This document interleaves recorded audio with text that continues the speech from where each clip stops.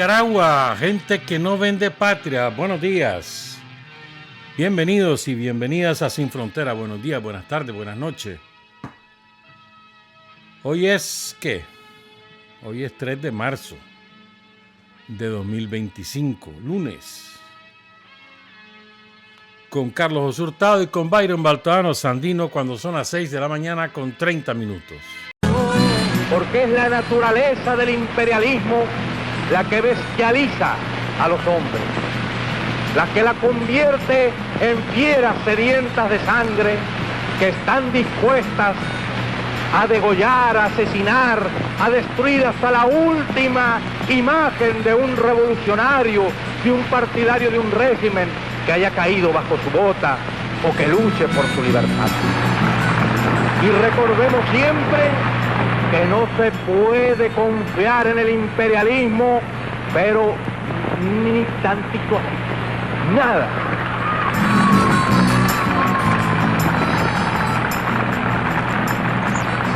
6 de la mañana con 32 minutos, mañana cumpleaños mi padre, William Hugh Sable Grigsby James, Don Bill, cumple 94 años, lúcido y activo.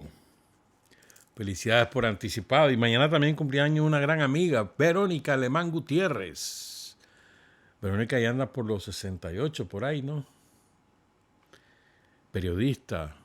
Vive en Canarias, vinculada a Nicaragua desde hace muchísimos años a la Revolución Popular Sandinista y una de sus más firmes defensoras en el archipiélago, la República Independiente de Canarias. Algún día será así. Felicidades, Verónica. Y el sábado estuvo de cumpleaños 67, creo también, la compañera Mirna Díaz Romero. Felicidades. Esta es la foto, creo, más linda que yo he visto en mucho rato. En mucho rato. Esta es la compañera Irma Juan Mendoza. Vean qué foto más linda. Qué guapa. Ella es la mamá de Arnoldo Cuán. Arnoldo Cuán Ponce. Asesinado por la Guardia Somocista el 26 de febrero de 1978 en Los Abogales, Monimbó. Ahí fue cuando capturaron a Camilo vivo, lo torturan, lo traen a Managua, lo torturan y lo matan en la sala de tortura. También cayó en esa oportunidad Moisés Rivera. Pero de verdad, vos, qué linda esa foto, ¿eh? Qué expresión la de ella, ¿no? Arnoldo nació en Terrabona. Inicialmente fue sepultado allá y ella pidió traer su cuerpo a Managua. Y aquí está, en Milagros de Dios, creo, sepultado Arnoldo Cuán. Un saludo a Irma Cuán Mendoza. Ayer falleció repentinamente el comandante de brigada Miguel Alemán Villalta, que fue jefe de la Dirección General de Bomberos, creo que hasta 2014 o 2015. Fundador del SINACOI, así se llamaba antes la Dirección General de Bomberos, el Sistema Nacional contra Incendios, parte del Ministerio del Interior. Y por lo tanto también fundador del Ministerio del Interior. El comandante Miguel Alemán, procedente del Partido Socialista, originario de Cucragil y Bluefields.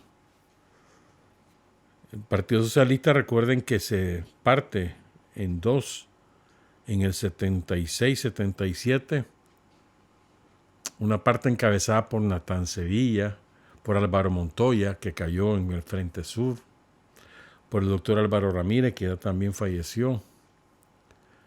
Esa parte del Partido Socialista se suma al Frente Sandinista, incluso aportando combatientes como el caso de Álvaro Montoya. Y muchos otros casos, pues. Me acuerdo de Lester Mendieta, periodista ya fallecido. El profesor Carlos Rafael Casanova, muchísimos compañeros. Destacados, muy destacados, de gran formación ideológica además. De esos socialistas proviene Miguel Alemán Villalta, Hoy será su vela en la funeraria la Católica y la Auxiliadora que queda ahí por el Gancho de Camino, una cuadra abajo del Gancho de Camino, frente a lo que fue el RUCFA. Y mañana serán sus funerales en Jardines del Recuerdo. Una parte de su familia vivía fuera del país, los están esperando para realizar los homenajes correspondientes. Saludamos a su familia, la familia y a sus compañeros del antiguo Sinacoy y de la Dirección General de Bomberos. Que descanse en paz el comandante de brigada Miguel Alemán Villalta. Bueno, son las 6:37. Vamos a hablar de muchos temas internacionales porque la coyuntura lo demanda, creo yo. Uno piensa que la crueldad llegó a su límite con lo que hizo el Estado sionista contra el pueblo palestino en Gaza y en Cisjordania, ¿no? Destrozó gran parte de las ciudades de la Franja de Gaza, obligó a salir de sus casas a 2 millones de palestinos, mató alrededor de 50,000 palestinos, la mayor parte mujeres y niños, sigue matando. Uno diría, ya ese es el máximo de crueldad. Pues no. Esa gente que con el acuerdo del cese al fuego, firmó hace poco más de un mes, regresó a las ruinas de lo que fueron sus casas y viven ahora en esas ruinas, en esas calles destrozadas, edificios destrozados, comen lo que pueden, pero ahí están en su tierra. Pues entonces ayer el jefe del Estado sionista, Benjamín Netanyahu, resolvió un bloqueo total. No va a poder ingresar ningún tipo de ayuda a la Franja de Gaza y no va a poder salir ni entrar nadie. Si alguien creía que la crueldad había llegado a su máxima expresión, pues no. Entonces, gente que ha sufrido tanto, ahora la condenan al hambre.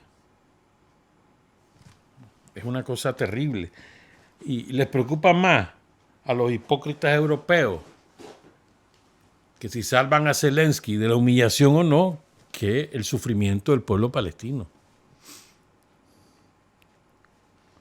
Y además, Estados Unidos, Trump, que se las quiere picar ahí de gran defensor de la vida, que no hayan más muertos en la guerra con Ucrania, aprobó el viernes pasado la venta de armas a Israel por $4,000 millones, incluyendo bombas de alto poder. La hipocresía del imperialismo norteamericano, nunca se nos olvide, son asesinos por definición. Nunca tienen buenas intenciones, jamás en la vida tienen buenas intenciones. Entonces hemos estado siguiendo de cerca todo lo ocurrido. Creo que la inmensa mayoría de ustedes vio el espectáculo bochornoso que protagonizaron Trump y Zelensky en la Casa Blanca el día viernes, que fue transmitido además en vivo y directo por la televisión mundial y que ha sido objeto de sorna, de comentario, de análisis, de todo tipo, en todas partes. Los europeos queriendo colocar al pobrecito Zelensky, mirar lo que le hicieron, y los otros, los pro-Trump, está bueno que lo haya puesto en su lugar. Ninguno de los dos tiene razón, en mi opinión. ¿Verdad? Ese encuentro se suponía que iba a cerrar el negocio, ¿no? Que no es el negocio, es el despojo de las riquezas naturales de Ucrania. O sea, una política colonial, el botín de guerra de Estados Unidos. Estados Unidos empezó esta guerra, no la empezó en 2014, la empezó, imagínate, la primera presidencia de Clinton. Desde entonces viene eso. Porque el propósito era, a largo plazo, en aquel entonces, destruir Rusia. Entonces quieren ahora adueñarse de las riquezas naturales de Ucrania como botín de guerra. ¿Por qué Trump trató así a Zelensky? Porque lo consideró un perdedor. En la lógica gringa, lo que importan son los ganadores, los perdedores no le tienen ningún respeto. Es la lógica imperial, la lógica capitalista. Y para ellos, ganador no solo en una guerra es vencer al enemigo, sino también es tener casa, tener carros. Eso es ser triunfador. Entonces es un perdedor y trata con un perdedor y quiere sacar partido de un perdedor. Esa es su lógica. Pero además quiere lavarse las manos. No fui yo. Sí, y Trump fue partícipe de esta guerra contra Rusia desde su primera presidencia. No es ajeno a lo que ocurrió en Ucrania a partir de 2022. No es ajeno, porque él conocía, no solo los conocía, sino alentó los planes de rearmar a Ucrania hasta los dientes para lanzarse sobre Rusia en los 4 años que tuvo su presidencia. Biden siguió, pero esto empezó con Clinton, repito. Entonces vamos a compartirles algunos análisis que hemos estado recopilando de mucha gente, de muchos especialistas. Quiero empezar con un diplomático, ex diplomático, o un diplomático jubilado, como querrá, de India, que se llama M.K. Bhadrakumar. Él tiene una página web, un blog que se llama Indian Punchline. Y es un hombre muy bien informado, tiene muchas fuentes de inteligencia de los servicios de la India, en el servicio británico, en Estados Unidos, en China, en Rusia. Tiene muy buenas fuentes. Se nota que es un tipo en el cual confían. Entonces él puede elaborar análisis de mucha profundidad y aportar mucho enfoque novedoso e interesante. Yo no lo voy a leer todo ese análisis que hizo el fin de semana, el 1 de marzo. Al día siguiente, el sábado fue primero, no sé, hoy es 3, el 1 de marzo. Entonces, el día siguiente del espectáculo bochornoso de la Casa Blanca. Pongan cuidado, vamos a ir leyendo y lo vamos comentando. Dice Bhadrakumar, Trump sabe por ahora que la narrativa occidental de la guerra de Biden es un montón de mierda salpicada de falsedades y mentiras descaradas. Él lo escribe así, no es cosa mía. Es un montón de mierda salpicada de falsedades y mentiras descaradas. Y que la guerra estalló solo por el diabólico complot occidental para pinchar al oso a Rusia, que fue provocado finalmente y golpeó hacia afuera. El golpe de la CIA en Kiev en febrero de 2014 fue un hito que allanó el camino para la presencia de la OTAN en suelo ucraniano. De hecho, ocurrieron cosas terribles que se han escondido bajo la alfombra. Por ejemplo, dice Bhadrakumar, los dudosos vínculos del entonces ministro de Asuntos Exteriores de Alemania, y que actualmente es su presidente, Frank-Walter Steinmeier, socialista entre comillas, con los grupos neonazis ucranianos que actuaron como tropas de asalto en el golpe de 2014. Piense bien. Recordemos un poquito lo que pasó en 2014. Es que a veces se nos olvidan las cosas. Entonces hay que recordarlas. Sobre todo también las nuevas generaciones que quizás no tienen esta información. Aunque esto comenzó antes, ¿verdad? Comenzó en el 2002 y antes, cuando Clinton toma la decisión, vamos a usar Ucrania. Pues, de hecho, los historiadores soviéticos siempre advirtieron que Ucrania sería ¿cómo te dijera yo? El territorio de mayor peligro que amenazaría la seguridad de Rusia. Entonces, fíjense. Bueno, por ejemplo, Clinton es el que promueve la guerra de Chechenia, que finalmente la derrota el Estado ruso, pero fue una guerra terrible, unas atrocidades espantosas, pero bueno. Entonces, en el 2014,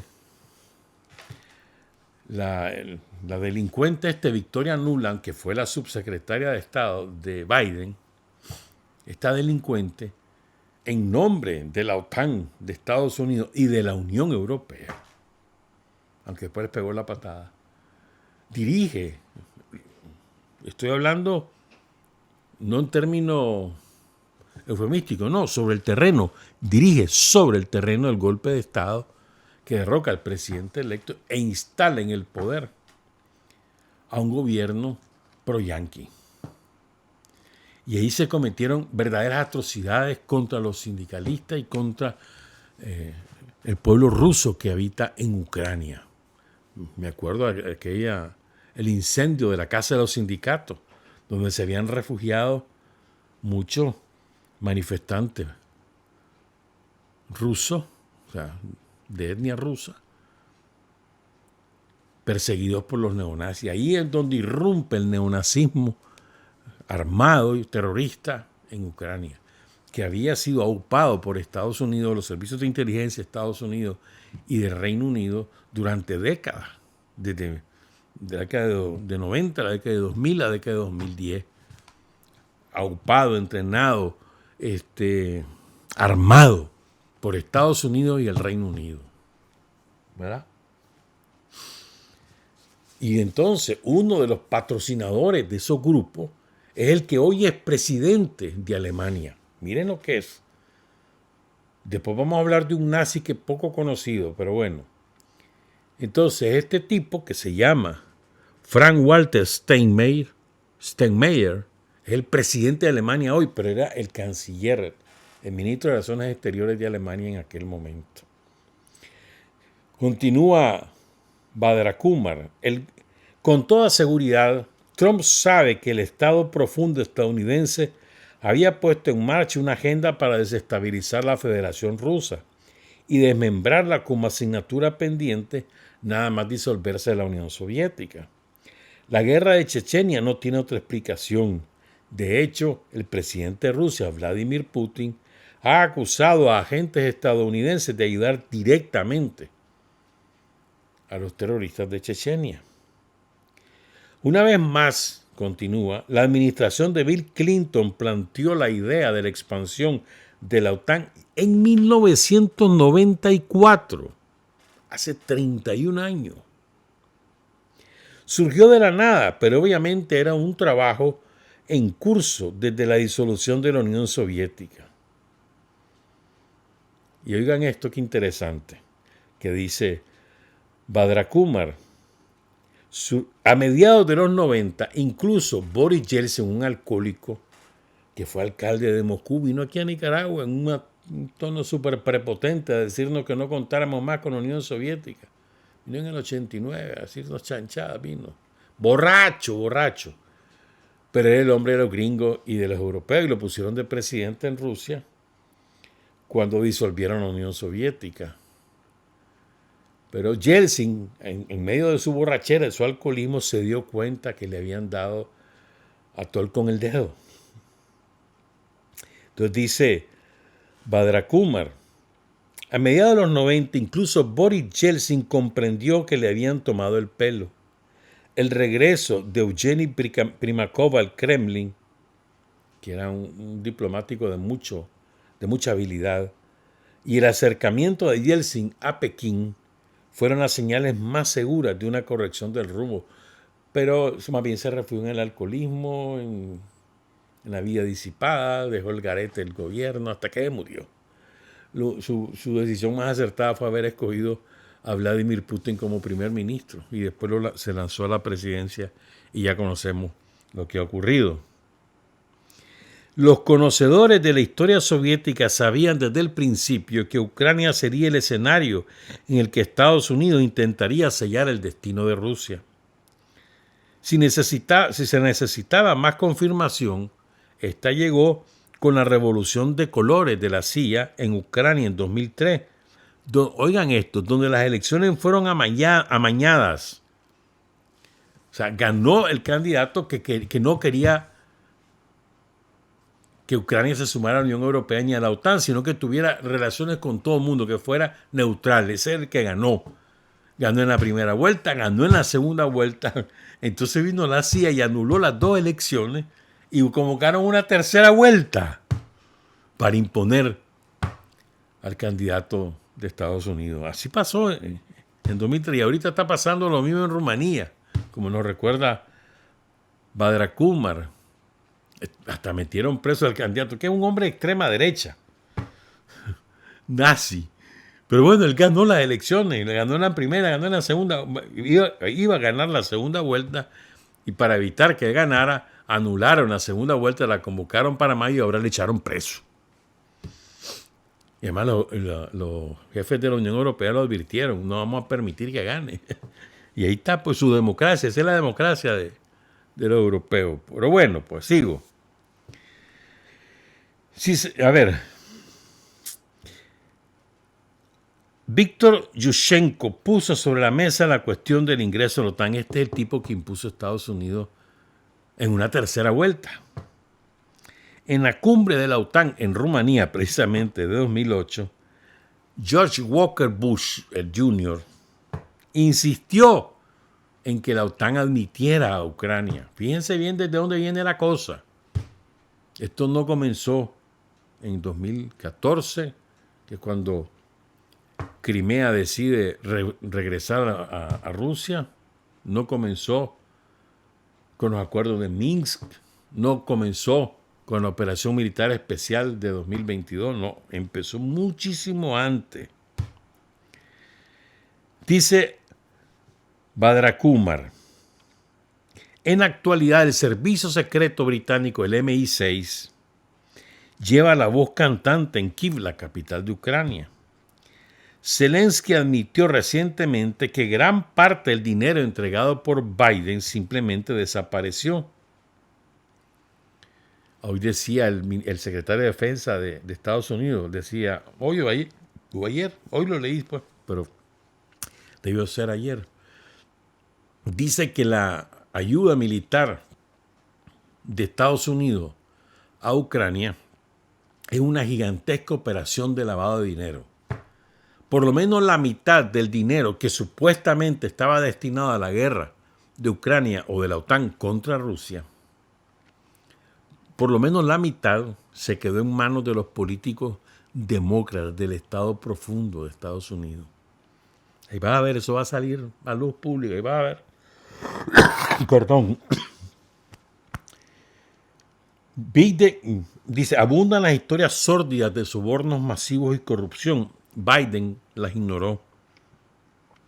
La implicación de la familia Biden, Hunter Biden, por ejemplo, el hijo, famoso porno político, en los pozos negros de Ucrania es de sobra conocida. En contra de su promesa anterior de no hacerlo, Biden había prometido que no iba a usar el poder presidencial para indultar a su hijo. Al final no cumplió.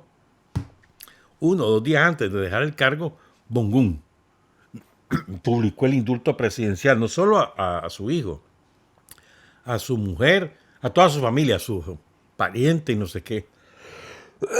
Perdón. Y porque seguramente si no aplicaba el indulto Biden a su hijo, Trump lo iba a meter en la cárcel a Hunter Biden, pues ese hombre tiene un rosario de delitos que no es jugando. Dice Badra Kumar, basta decir que el desafío estratégico de Zelensky se deriva de su tranquila confianza en que los líderes occidentales, empezando por Boris Johnson, el que fue primer ministro de Reino Unido, y Biden, que han sido compañeros de viaje en el tren de la salsa durante los 3 últimos años de la guerra, están en deuda con él hasta la eternidad.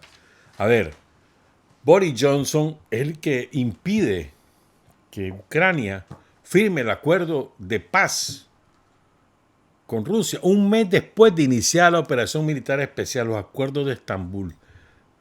Dan el visto bueno a los negociadores de Ucrania, Zelensky se los da, se firmen, y cuando van a firmar, Boris Johnson se va aquí, habla con Zelensky y dice, no firmé, nosotros te vamos a dar todos los reales para que hagas la guerra, no firmé, porque si firmás, te quitamos de la presidencia, no vamos a reconocer ese acuerdo. Así le dijeron a Zelensky. Si firmás, te quitamos. Más bien está diciendo, te matamos. Los grupos nazis eran mayoría en el ejército, en los servicios secretos de Ucrania, y eran manejados por el Reino Unido y por la CIA. Fíjate cómo será el poder de la CIA en Ucrania, que en el edificio del servicio secreto de Ucrania hay un piso entero que es de agentes de la CIA. Ahí nadie entra, solo los agentes de la CIA. El personal de la embajada yanqui es el que toma las decisiones en el terreno militar y en el terreno político en Ucrania. Además de todas las armas, la red de satélites y demás. Sigo, pues. El eje entre Zelensky y sus partidarios de la Unión Europea está engatusando a Trump, presionándole y adulándole a la vez para que se suba al carro y la guerra continúe otros 4 años. Solo la semana pasada, los presidentes de Francia y Polonia y el primer ministro británico acudieron uno tras otro a la Casa Blanca en busca de garantías de que la guerra en Ucrania continuará. Pero Trump se ha negado a complacerle hasta ahora. Esperemos. Perdón. Zelensky y sus partidarios europeos quieren una guerra eterna en las tierras fronterizas occidentales de Eurasia, la ruta tradicional de invasión a Rusia. Recordemos, en el siglo XIX, Gran Bretaña le hizo la guerra a Rusia, la guerra de Crimea, para impedir que Rusia tuviera acceso al Mar Negro. Y perdieron la guerra, pero bueno. Incluso en Gran Bretaña es el que entotorota a Napoleón para que se vaya a meter a Rusia. El Reino Unido, perdón. Y ahí es donde Napoleón termina siendo arrasado por el ejército ruso. Pero bueno, sigo pues.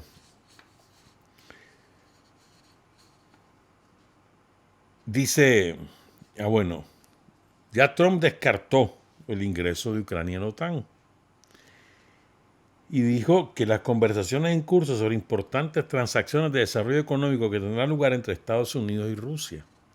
Él está privilegiando los negocios con Rusia y Rusia le ha tirado el anzuelo. Dale pues, hagamos negocio. Yo tengo un montón de tierras raras aquí, no tengo reales para desarrollar esos negocios. Vení pues, hagamos sociedad. Le dice Putin. No Putin, pues, le dice Rusia a Estados Unidos. Y como Trump es un hombre, un empresario que tiene un apetito por el dinero impresionante, entonces, hasta ahora mordió el anzuelo. Vamos a ver. Vamos a ver. Esto es importante lo que viene ahora. Ya vamos a cerrar con Bradumacar. Trump básicamente se da cuenta de que se trata de una guerra imposible de ganar y teme que una guerra prolongada pueda transformarse en un atolladero que hunda su presidencia y haga descarrilar el gran acuerdo que espera alcanzar con Rusia y China, las otras dos superpotencias, para crear sinergia para su ambicioso proyecto de volver a ser grande a Estados Unidos. Trump se ha fijado el año 2026, el cuarto milenio de la Declaración de Independencia de Estados Unidos, para recibir, para el 4 de julio de 2026, a los presidentes de Rusia y de China y celebrar el momento culminante de su búsqueda de la paz mundial. Las élites políticas europeas educadas en el orden basado en normas liberal globalista no pueden entender las profundas convicciones de Trump y su aversión a la guerra. Hasta aquí el análisis de Bradumacar. Pero aquí viene algo importante. ¿Se acuerdan? La semana pasada, cuando comentamos los resultados electorales de Alemania, donde hasta el partido que se llama de izquierda respalda al Estado sionista. Imagínate cómo está radicalizada hacia la derecha la sociedad alemana. Le mencionábamos que el que ganó las elecciones bajo la mampara social cristiana, que se llama Friedrich Merz, Federico Merz. Ese tipo es un títere de la más grande multinacional del mundo, que se llama BlackRock, un fondo de inversiones, un fondo financiero. Y les mencionábamos, pongan cuidado en esto, por favor. Les mencionábamos que BlackRock era dueña de un montón de empresas. Les voy a recordar porque lo volví a copiar. Es dueña de bancos, de fondos de inversión, de empresas de energía, de petróleo, de medios de comunicación. Controla el 10% de la economía mundial. El 88% de las 500 mayores empresas estadounidenses son propiedad de BlackRock. El 88%. Incluso en China tiene negocio. Controla las acciones de Microsoft, Amazon, Apple, Coca-Cola, Twitter, Pepsi Corporation, Ferrari, Bank of America, JP Morgan, Pfizer, McDonald's o Uber. Mira qué poderoso es esto. Es el segundo mayor accionista de Facebook, solo detrás de Mark Zuckerberg. Tiene el 18% de las acciones de Fox News, la cadena de Trump. El 16% de la televisión CBS. El 13% de la televisión Comcast. Y el 12% de la cadena Disney. Ya sabes, Disney es un montón de cosas. ¿No? Para que tengan una idea, pues. Y es dueña de otras muchas cosas. Entonces, BlackRock tiene un acuerdo con Zelensky, previo al acuerdo que quiere firmar Trump. Entonces, BlackRock no le interesa el acuerdo que firme Zelensky con Trump.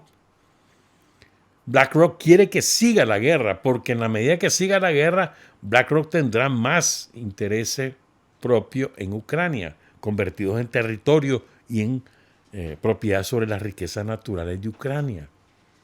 Incluso BlackRock tiene la promesa de que una vez, según sus cálculos, que ellos venzan a Rusia, BlackRock se ocupa de Donbass, o sea, las repúblicas populares de Donetsk y de Luhansk.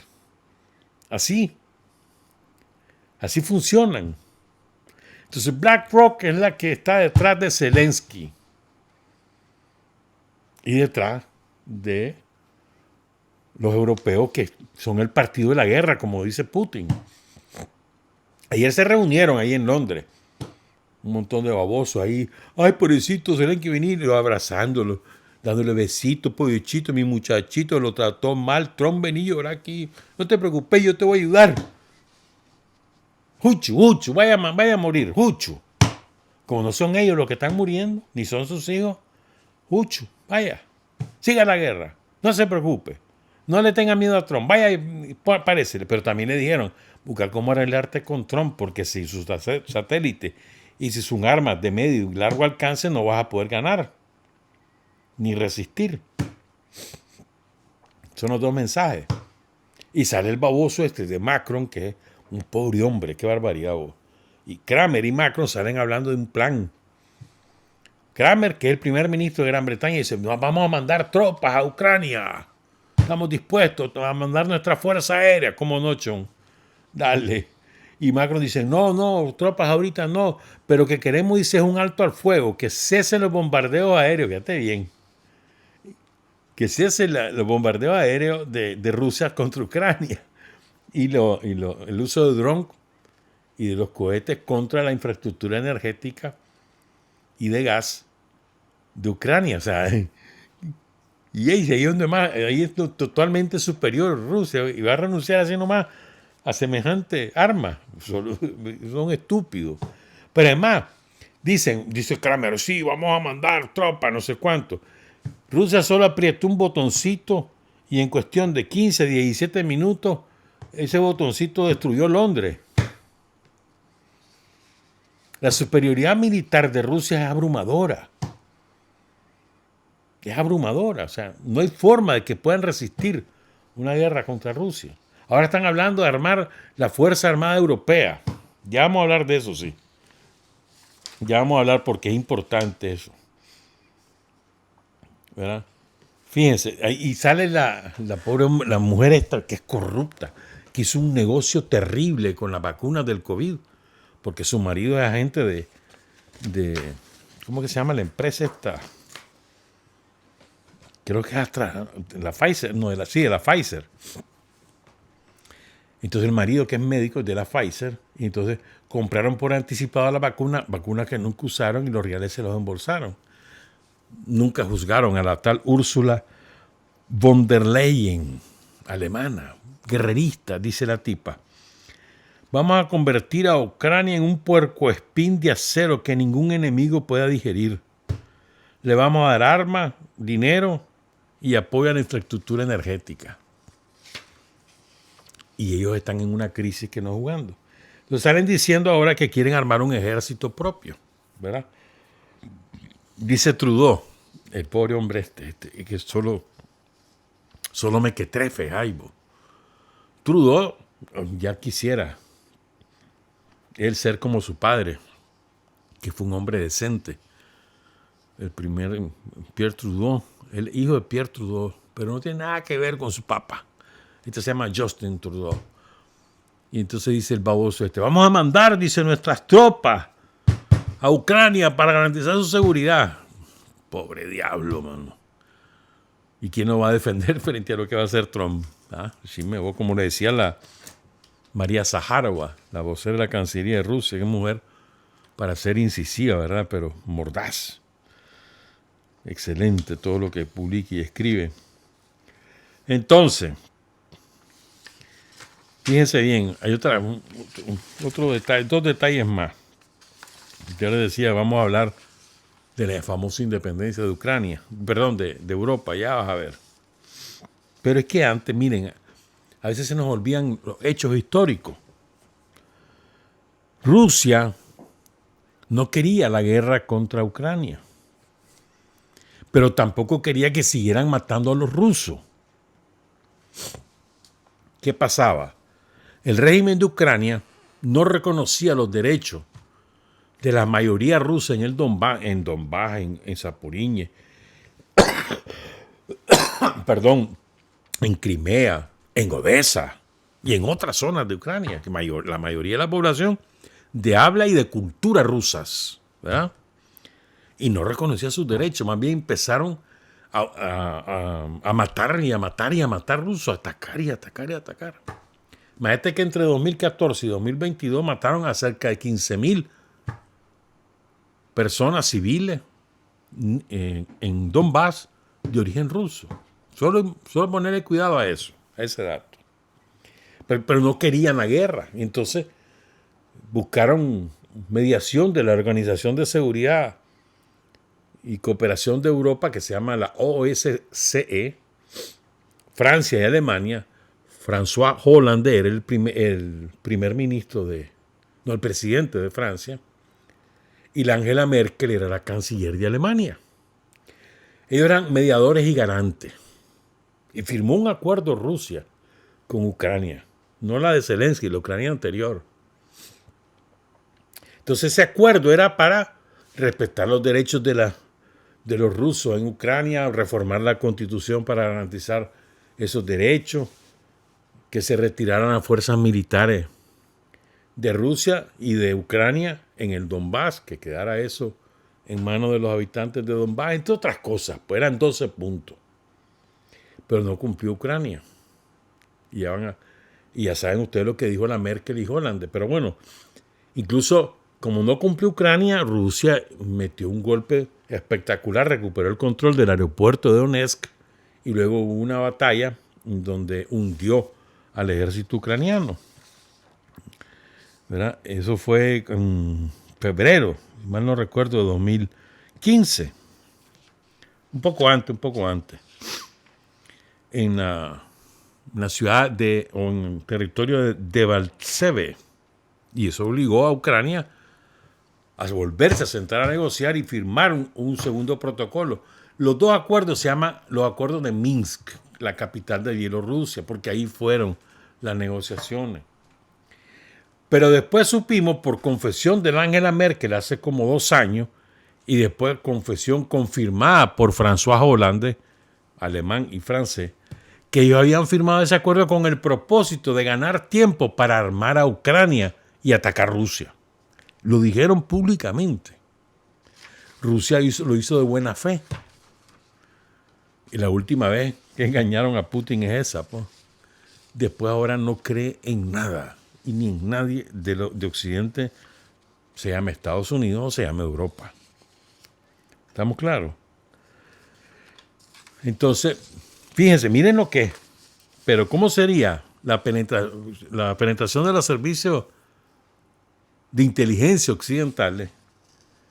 Que esos garantes que supuestamente eran fuerzas garantes, que expertos le llamaban, de la OSCE, que debían estar entre Donbass y Ucrania para evitar que hubieran combate y todo eso, que venían los expertos de la OSCE y en secreto le mandaban los datos de ubicación de las tropas rusas o de los pueblos de Donbass en Donbass para que atacara a Ucrania. Y eso es público. Así de penetrado tenían hasta la OSCE. Pero bueno, pues. Dice, hay un analista italiano, se llama Lorenzo Maria Pacini. Dice Pacini que aquí hay dos escenarios. No hay acuerdo. Estados Unidos, Reino Unido y la Unión Europea deciden continuar la guerra, fortalecer la opción militar dentro de Ucrania, pero también enviar tropas. Esa es una opción, es decir, no hay acuerdo entre Estados Unidos y Rusia y eso puede pasar. ¿Verdad? Otra opción, hay acuerdo. Y empieza a forjarse la paz. Eso significa el triunfo político y militar de Rusia, ¿verdad? Pero como los europeos andan de gallitos ahorita, dice que se les quieren rebelar, entonces puede ser que continúe la guerra por otros medios. Esas son las dos opciones, pero dice este hombre, pues. Pero yo quiero recordarles una cosa que a veces se nos olvida. Ninguno de los países que componen la Unión Europea, yo diría ninguno de los países del continente europeo, es realmente independiente ni soberano. Y se lo voy a demostrar. Fíjense, Estados Unidos tiene en Europa, diseminado en todo el continente europeo, 275 bases y emplazamientos militares. Tienen en este momento más de 100.000 hombres sobre las armas que están en esas bases y desplazamientos militares. Y solo se cuentan los que se conocen, porque hay un montón de bases secretas de Estados Unidos en Europa. ¿Qué independencia y soberanía van a tener? Solo en Alemania hay 119 bases y desplazamientos militares yanquis conocidos. 38.700 militares gringos ahí están. Hay 7 en Italia, 5 en Polonia, 2 en Hungría, 3 en Grecia, 1 en Portugal, 2 en España. Y se las da Pedrito Sánchez de que él es independiente. Ajá. 1 en Francia, 5 en Reino Unido, 2 en Turquía, 2 en Holanda, Países Bajos, 3 en Bélgica, 1 en Noruega, 1 en Islandia, 1 en Eslovaquia, 3 en Rumanía, 2 en Lituania, 1 en Estonia, 1 en Letonia, 1 en Kosovo y 1 en Groenlandia, que es parte de Dinamarca, nominal por lo menos, de la que se conocen. Decime vos, ¿cuál soberanía? ¿Cuál soberanía? ¿Vos crees que la clase política dirigente y los empresarios que dominan la economía, la sociedad española, van a permitir que expulsen, que algún político decida expulsar a los yanquis de las 2 bases que tienen en España? O que otro tanto van a hacer en Alemania, que van a tener la posibilidad soberana de cancelar el acuerdo con Estados Unidos y expulsar a los militares que ocupan su territorio. ¿Vos crees? No hay forma. Miren cómo es que no hay soberanía en esos países. Solo les voy a citar este ejemplo, el ejemplo de lo que hoy se conoce como los Países Bajos, pero que todos conocemos en Nicaragua como Holanda. Ahí en Holanda hay 7 centros militares, pongan cuidado, incluyendo la base de Volkel. Ahí hay ojivas nucleares, bombas atómicas, ahí. Hay 2 centros secretos de la Fuerza Aérea estadounidense, 2 bases del ejército en Schengen y Brunssum, y 2 bases de Estados Unidos en las Antillas holandesas. Aquí nomás cito. Frente a Venezuela. Teóricamente, esas bases sirven para controlar al narcotráfico, pero realmente es contra Venezuela y contra la Fuerza Guerrillera de Colombia. En Colombia tienen 11 bases militares. Pero no es eso lo que les quiero contar, sigo. ¿Verdad? Los Países Bajos, por lo tanto, están implicados directamente en la situación interna de Colombia porque facilitan sus territorios para que Estados Unidos conspire contra uno de los 2 bandos. ¿Qué dirá Petro de esto? Pongan cuidado de esto. El principal aeropuerto de Holanda, Schiphol, y el principal puerto de Holanda y uno de los más importantes de Europa, Rotterdam. Ahí hay, en cada uno de ellos hay un centro militar estadounidense. Entonces, Estados Unidos puede introducir la cantidad de armas que quiera y de cualquier material militar a Holanda sin necesidad de pasar por la aduana ni por el control de las autoridades holandesas. Lo peor, o el extremo. Ustedes saben que hay una línea aérea de Holanda que se llama la KLM. Muy buena línea aérea, por cierto. Cuando yo viajaba hace muchos años, ¿verdad? Entonces, cualquiera que quiera trabajar de piloto en KLM tiene que firmar un contrato que incluye una cláusula en donde dice que en caso de guerra deben subordinarse a las órdenes de la Fuerza Aérea de Estados Unidos y no al gobierno de Holanda. ¿Es un país soberano Holanda? ¿Ustedes creen? ¿O España? ¿O Portugal? ¿O Grecia? ¿O Estonia? ¿O Lituania? ¿O Eslovaquia? ¿O Alemania? ¿O el Reino Unido? No, hermano. Son países, son colonias de Estados Unidos. Y así han actuado. Se las quieren dar de gallito ahí. Que no sé cuánto. Trump, no sé qué. Un par de palmadas, mano, y se ponen en orden. Y los gringos los tienen temblando. No les están diciendo, vamos a retirar nuestros militares de Europa. Vamos a salirnos de la OTAN. Están temblando. Excepto BlackRock, que está feliz. Y las empresas militares de Alemania, de Francia, de Reino Unido, que son, y la de España, la de Italia, que son poderosas, están felices, quieren seguir la guerra. Y están más felices porque quieren que se haga un ejército europeo. ¿Quién sale ganando? Las empresas militares. ¿Ya? Entonces, esto también es de negocios. Es de negocios. Bueno. Fíjense, un último dato. A finales de 2022 solo les voy a dar un dato. O sea, hasta hace 2 años y algo más. Estados Unidos tenía 12 bases en Panamá, 12.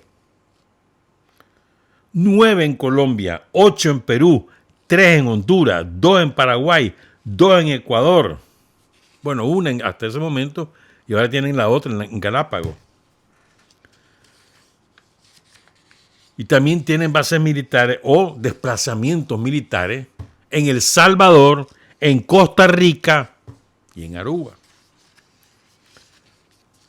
¿Vos crees que Colombia es un país independiente, autónomo? Honduras. Seamos serios. Ya regresamos, son las 7:21. Hay hombres que luchan un día y son buenos. Hay hombres que luchan un año y son mejores. Pero hay hombres que luchan toda la vida. Esos son los imprescindibles.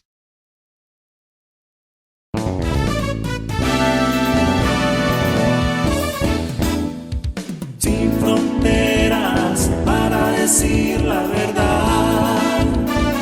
Sin fronteras, trabajar, avanzar, combatir, vencer. Sin fronteras.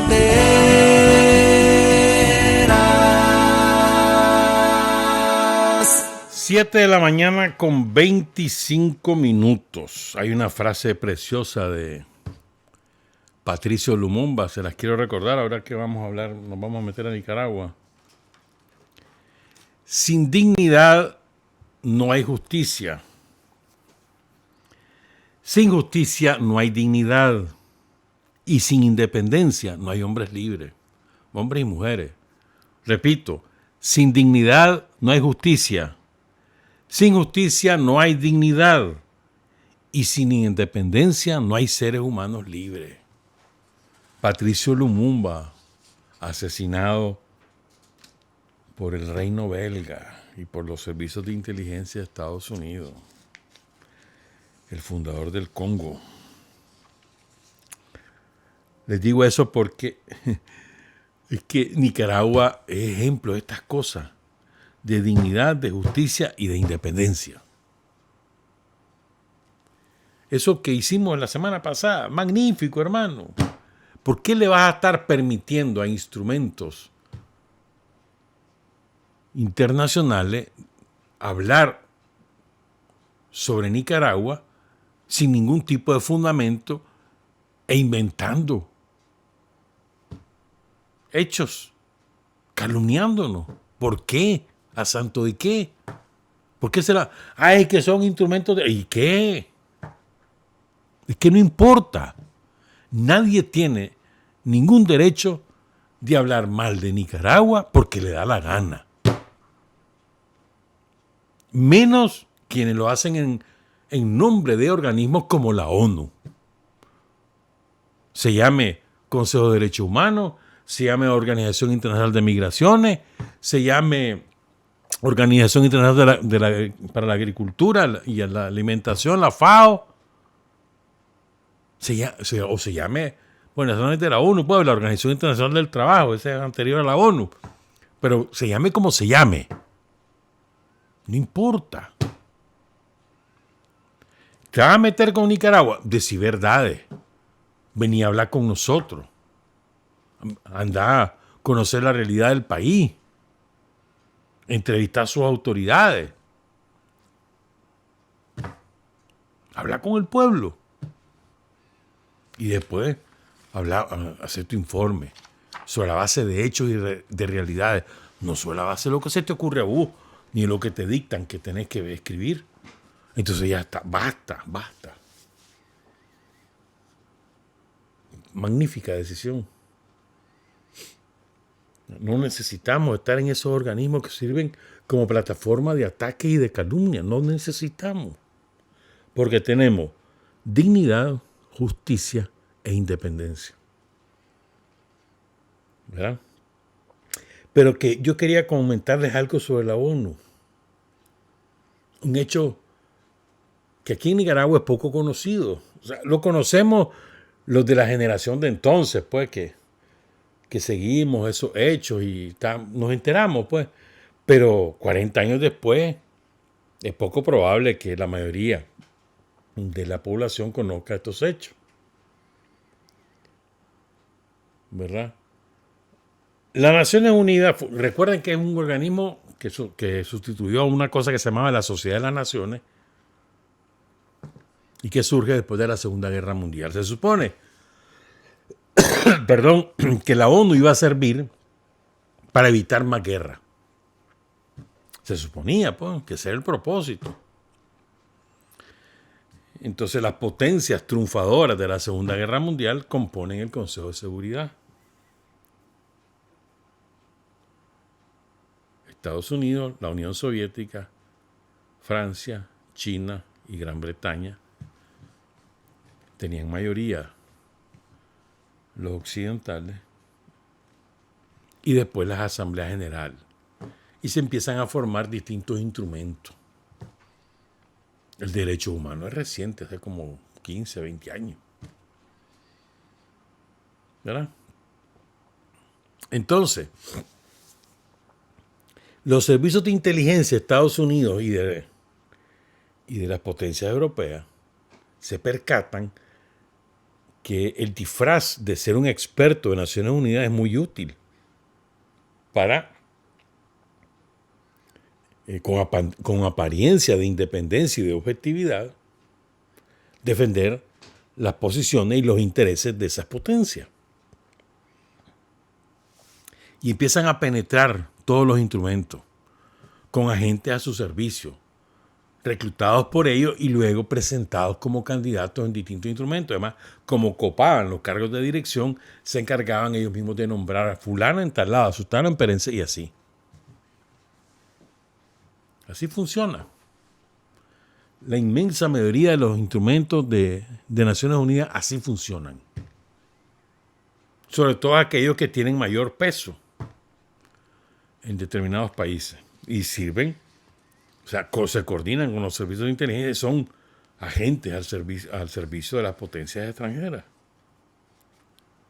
El caso típico o el caso más bochornoso sobre Nicaragua es lo que hizo la FAO hace como un mes y medio. Es una vergüenza. Inventaron un censo de nutrición. Lo inventaron. Se sentaron en la máquina, en la computadora, y empezaron a crear un censo falso, con índice falso, para llegar a conclusiones falsas que sirvieran a la maquinaria de propaganda de los woke, de los yanquis y de los europeos para seguir atacando a Nicaragua. Pero todo es falso. O sea, a ese extremo llega un instrumento de Naciones Unidas. ¿Qué vas a estar haciendo en una organización ahí? Así, te vas y ya está. Jale, fuera de aquí, váyanse de aquí. No lo necesitamos. Pero te quiero seguir contando cosas de Naciones Unidas, porque esto te decía que hay un hecho que es poco conocido. A ver, la ONU ha tenido 10 secretarios generales, incluyendo el de ahorita, el portugués, Antonio Guterres. Guterres, oíste, no Gutiérrez, Guterres porque es portugués. Entonces, pero al principio eran gente honorable, por decirlo de alguna manera. Trygve de Noruega, esto lo propuso la Unión Soviética, hasta que renunció cuando vio por dónde venían los tiros, que cada vez habían más presiones de Estados Unidos y de los europeos, y se fue. Estuvo 6 años, en el 52 renunció. Lo sustituyó Dag Hammarskjöld de Suecia. 2 periodos estuvo. Lo mataron o murió, como ustedes quieran, en un accidente de aviación cuando iba sobrevolando, iba para el Congo, precisamente al Congo, la tierra de Patricio Lumumba. Murió en el 61. Completó su periodo uno de Myanmar, o sea, de Birmania, que se conocía en aquel entonces, U Thant. Terminó el periodo del sueco y luego lo eligieron para dos periodos. Hasta el 71 estuvo. Y aquí viene la novedad. Después eligieron a un austríaco, Kurt Waldheim. Después vino el peruano Javier Pérez de Cuellar. Después el egipcio Boutros Ghali. Después, hasta que lo vetó Estados Unidos, no le permitió la reelección, ¿verdad? Después Kofi Annan, que era de Ghana, o es de Ghana. Después el coreano Ban Ki-moon, que fue nefasto. Y ahora Antonio Gutiérrez, que lo reeligieron ahorita en el 21, en el 22 y termina en el 26. yo les quiero hablar de Kurt Waldheim. Este tipo tenía una fama de moderado, diplomático, de buen decir, cercano. Se reunió con Fidel, por ejemplo, muchas veces. Por ejemplo, los líderes revolucionarios de la época. Él se reunía con todos. Era afable, era de todo. Pues. No la pongas todavía, hermano. No lo he dicho. Entonces, este tipo se suponía que era antibelicista. Y se consideraba un hombre, un buen secretario general de la ONU. ¿Verdad? Hasta que termina su segundo periodo, quería un tercer periodo, pero China lo vetó. ¿Verdad? China ya tenía información. Entonces el tipo se retira con una pensión salvaje. Le pagaban, creo que eran $70,000 mensuales de la época. Se retira a Austria, a su país. Y después se mete a la política. Antes de ser secretario general de la ONU había sido canciller de Austria. ¿Verdad? Católico. Entonces uno de los argumentos para elegirlo a él secretario general era que él era católico y que habían habido muchos protestantes. Entonces, que ya era hora de que fueran budistas también, como están, que ahora le tocaba el turno pues a un católico. ¿Ya? Incluso un mensaje suyo en nombre de la humanidad es el que está en la sonda Voyager 1 para ver si alguna vez se topa con vida extraterrestre, que escuchen pues el mensaje de la humanidad en la voz de este viejo. En el 77 fue eso. Pero bueno, el tipo era canciller de Austria, se lanza a la presidencia de Austria, no gana, entonces después lo promueven para secretario general de la ONU y gana la secretaría 2 veces. Pues. ¿Verdad? Pongan cuidado.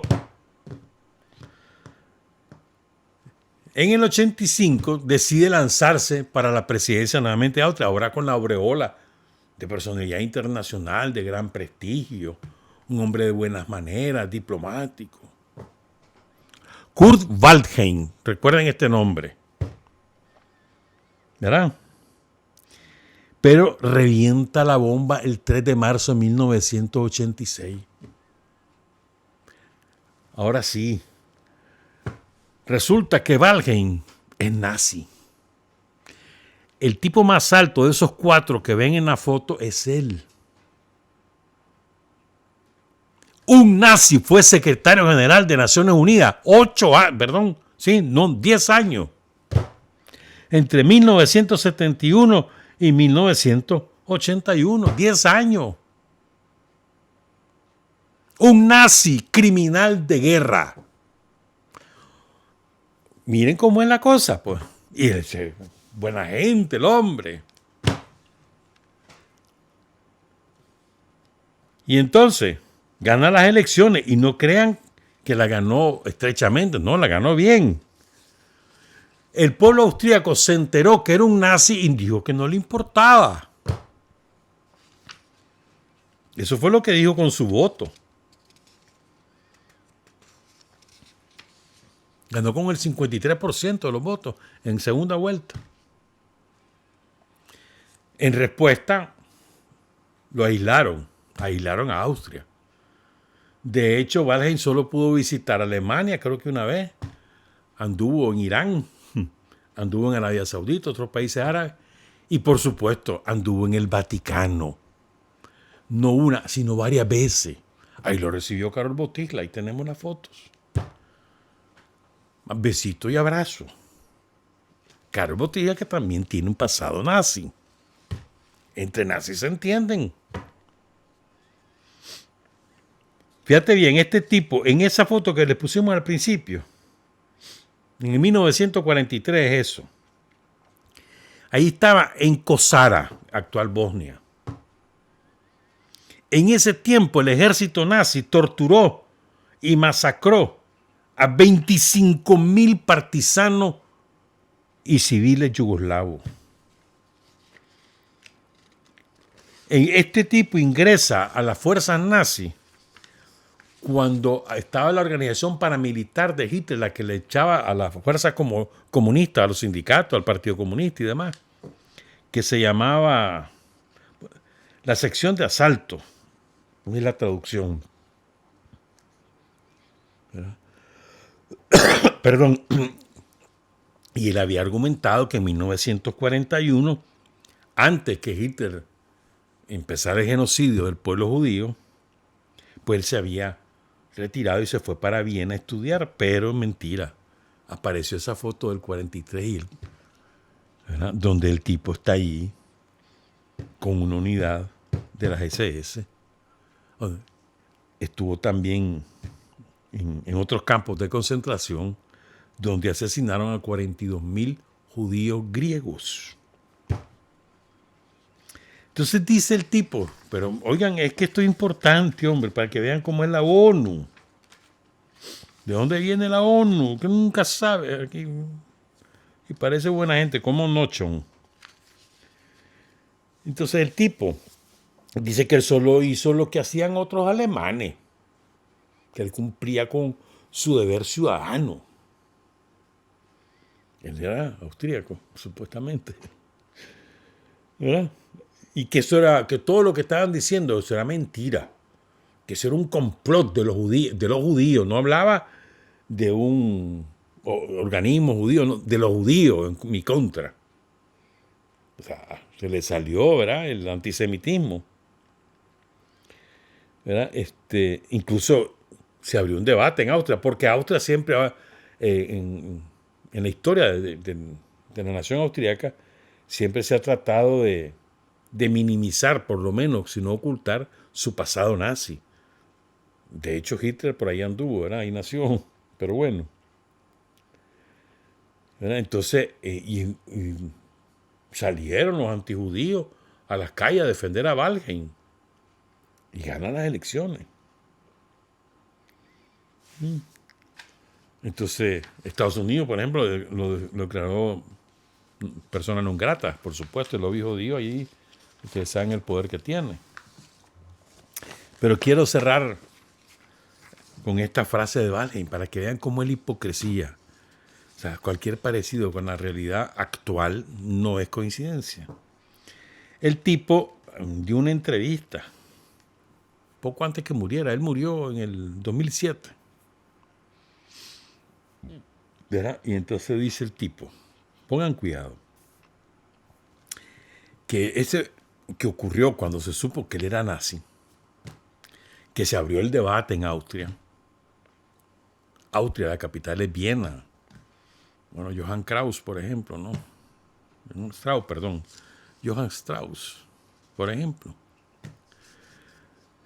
Bueno, entonces dice el tipo en una entrevista a un diario, el diario Kurier, que ese debate, que el tema del pasado nazi de Austria, era necesario, incluso imprescindible, que nosotros los austríacos nos despidiéramos del papel exclusivo de víctima, porque eso es lo que vendía Austria, que habían sido víctimas de Hitler, que los ocupó, que los anexó, pero que ellos no querían ser nazis. Esa fue la base de nuestra paz interior a partir de 1945 y la construcción de nuestra identidad nacional de posguerra, pero a fin de cuentas era solo una parte de la verdad. Y así fue. O sea, sí, ese es el cinismo, ¿no? O sea, que supiera la gente que él era nazi, ayudaba a que la gente reconociera que Austria había sido nazi también. Y que fue bueno. Pero el tipo no renunció. Sí, ya no se postuló a un segundo periodo, porque sabía la que estaba enfrentando a Austria, estaba aislada. Entonces no se presentó. Pero bueno, fíjense bien, un nazi fue secretario general de Naciones Unidas durante 10 años. Así como los nazis son los fundadores de la CIA y de otros servicios de inteligencia de Estados Unidos y de Gran Bretaña y de Francia y de Alemania, por supuesto, los nazis son fundadores de la OTAN. O sea, los nazis no es cierto que fueron exterminados con Hitler. Los que huyeron hacia Occidente fueron cooptados por los gobiernos que llegaron, que se formaron después de la Segunda Guerra Mundial.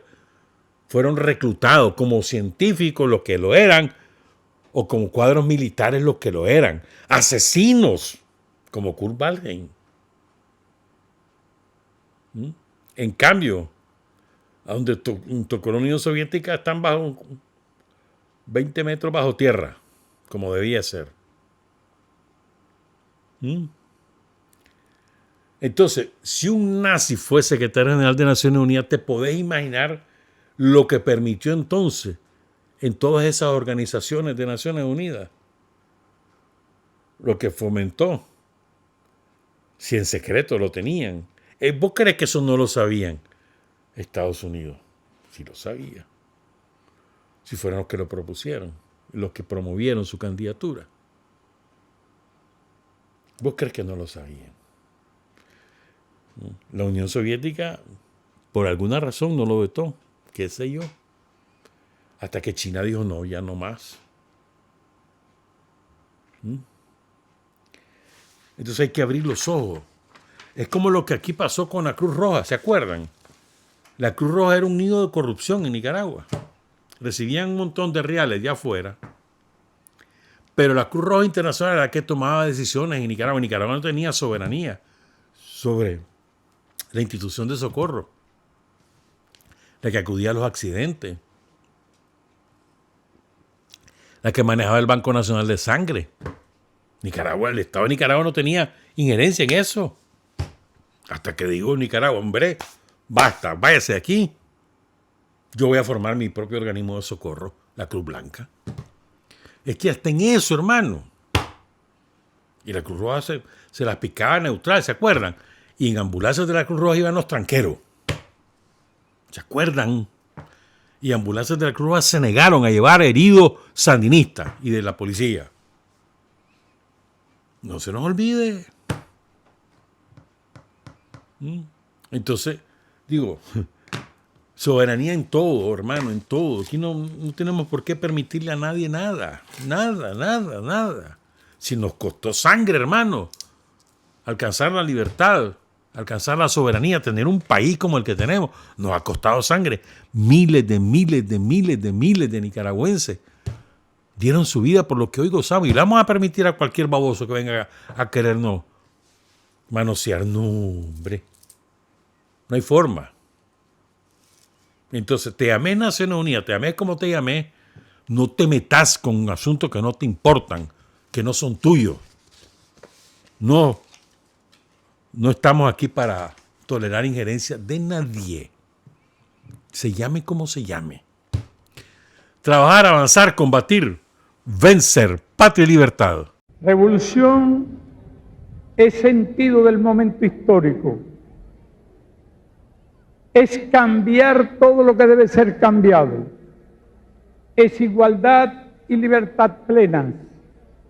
Es ser tratado y tratar a los demás como seres humanos.